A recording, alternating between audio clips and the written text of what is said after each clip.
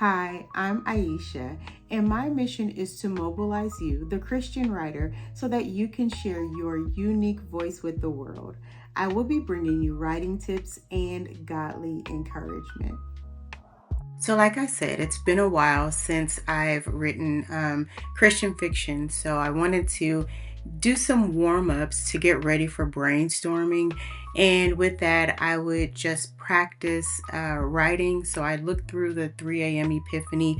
I talked about this book in another video. And I decided to just start from the beginning and start thinking about point of view and what point I want to make with the characters. So I read through some activities and then I decided that I would go ahead and start doing some writing. And I'm working with one of the activities on point of view. And this activity had me writing from the first person point of view, but I couldn't use the I, me, us, or we pronouns. It was a little challenging for me. A few times throughout, I had to slow down, I had to stop and think. So I really enjoyed this. And this is probably one of the more simple challenges that it has in the book because it's like the very first activity. So if you're looking for some challenging ideas, I recommend the 3 a.m. Epiphany. And why are index cards so hard to open? Okay, so I was finally able to get them open and I'm ready to start brainstorming. So I got the Save the Cat Writes a Novel. That is the book that I continually go back to.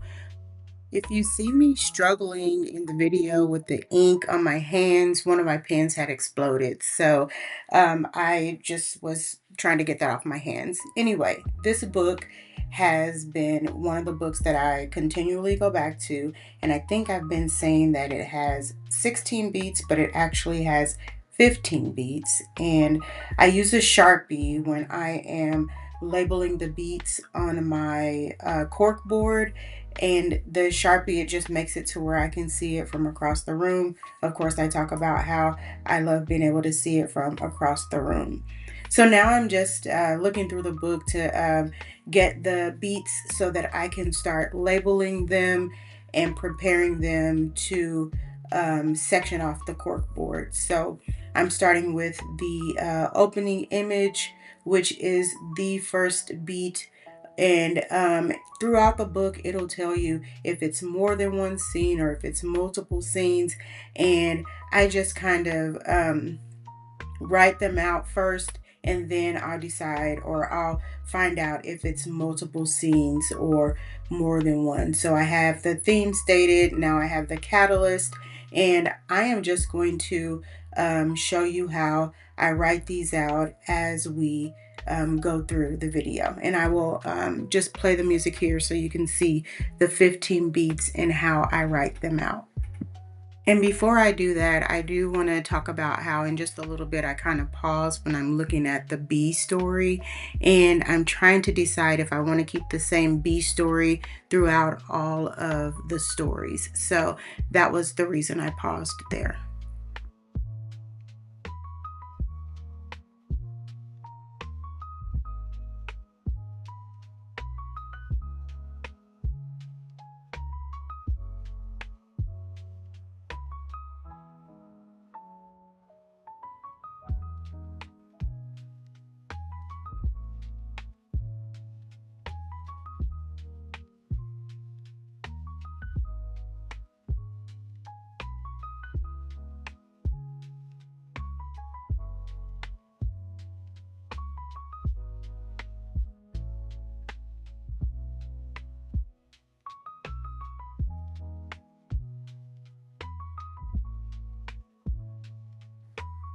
Now I'm just finishing up the last few beats, the final beats that will be on the board. And I want to show you the another way that you can do this. I've been looking at the Save the Cat website, and they have like all of these ways that you can see how the beats are used. You can see how the beats are used in movies. This was one way that helped me to really start learning more about the beats, especially when I am seeing the beats in familiar movies. I want to show you the beat mapper, and this is a map for actually filling out the beats for your story. When you are using the Save the Cat method, the beats should fall in certain parts of the story. So this mapper will show you if you have so many page numbers.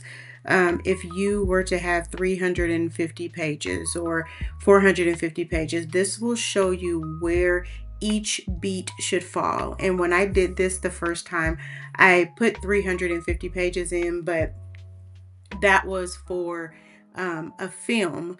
So I actually, and I'm sorry, I put 150 pages in, but I actually wanted to see what I would need for a novel. So you can also print this out, have it next to you so that you always have it ready when you are mapping out the beats of your story. And I wanted to show you one more thing. There's also a genre mapper.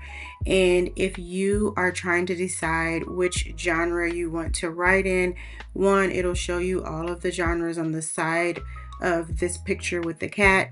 But you can also answer some questions.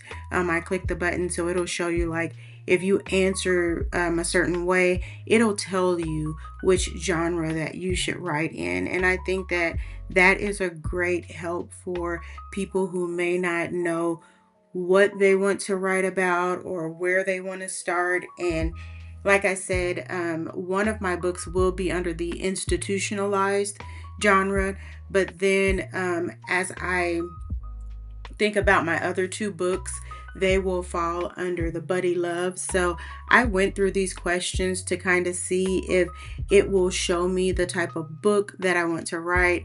And it actually did show me that one of the stories that I am going to write is going to be under the buddy love genre.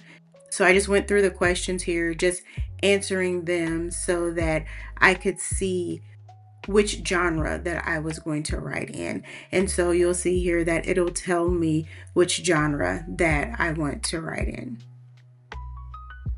So I just wanted to share that with you. This video is not in any way affiliated with Save the Cat. I just wanted to show you how you can actually plan out your book. So now I am ready to put the beats up on the board. So I have some pens already on my board and I just wanted to clear those off so that I could have the space to start planning. I have my clear pens for me to get started, and I am just going to start placing the cards that I filled out earlier onto the board.